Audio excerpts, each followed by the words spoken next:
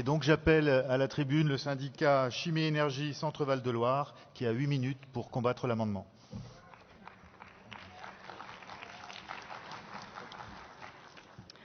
Bonjour à toutes et tous.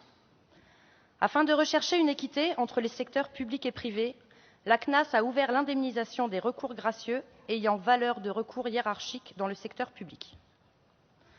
Alors que le texte de résolution CNAS cherche à encadrer cette ouverture, le débat porte sur des amendements qui veulent au contraire élargir le champ des prises en charge en ouvrant la possibilité d'indemniser des actions non judiciaires des précontentieux.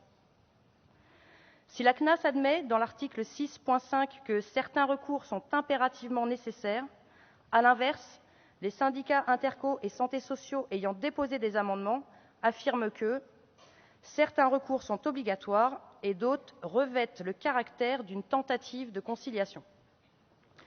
Nous pouvons admettre, tout comme le fait la CNAS, que si certains recours sont impératifs ou obligatoires, ils soient pris en charge dans le cadre des dossiers actions juridiques et soutien à l'adhérent, tout comme est pris en charge n'importe quel dossier adhérent du privé ayant engagé une action juridique devant le Conseil des prud'hommes, la Cour d'appel ou la Cour de cassation.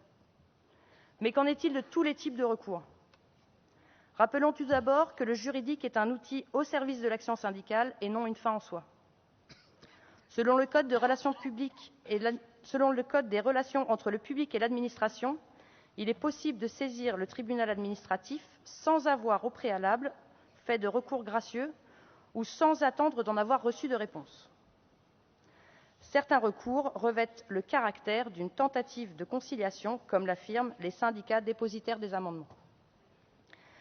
Ces recours peuvent être effectués par écrit, par mail ou via un téléservice et doivent être motivés.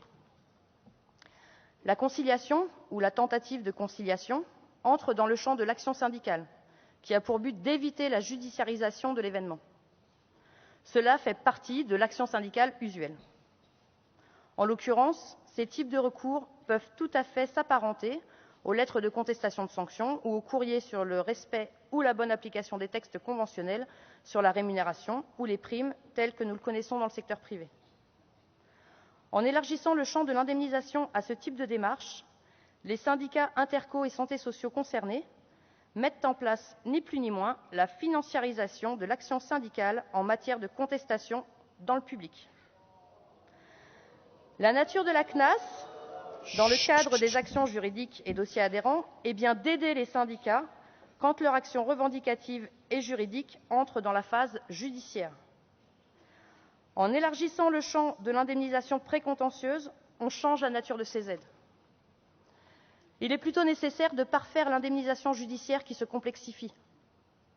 Que l'on soit du public ou du privé, sans jamais nous opposer, il est du rôle du syndicat, des élus et mandatés d'accompagner les adhérents dans ce type de démarche. Les syndicats sont souverains. C'est donc à eux que revient la primauté de fixer leur propre politique juridique. Il appartient à chaque syndicat de mettre en place et en œuvre les conditions nécessaires pour répondre aux attentes en matière de recours sur le terrain de la conciliation. En utilisant des affaires identiques précédentes pour trouver de bons compromis, en négociant des conventions avec des avocats et utiliser le réseau avec, ou encore en nourrissant et en utilisant les ressources de l'ARC. Enfin, notre syndicat fait le constat que la CNAS a ouvert l'indemnisation au-delà des recours hiérarchiques ou administratifs préalables obligatoires, dit RAPO, en intégrant les notions de mobilité, promotion et déroulement de carrière, ce qui est pour nous une bonne chose. Quand bien même la proposition de suppression de cet article destiné à ouvrir une indemnisation sur tous les sujets, nous sommes interrogatifs sur cette demande de suppression, alors que cet article énumère des combats que nous menons dans la reconnaissance et la valorisation des parcours militants et salariés. Vous l'aurez compris, pour toutes les raisons que nous avons évoquées, nous vous demandons, chers congressistes, de voter contre les propositions de modification des syndicats interco et santé sociaux. Je vous remercie.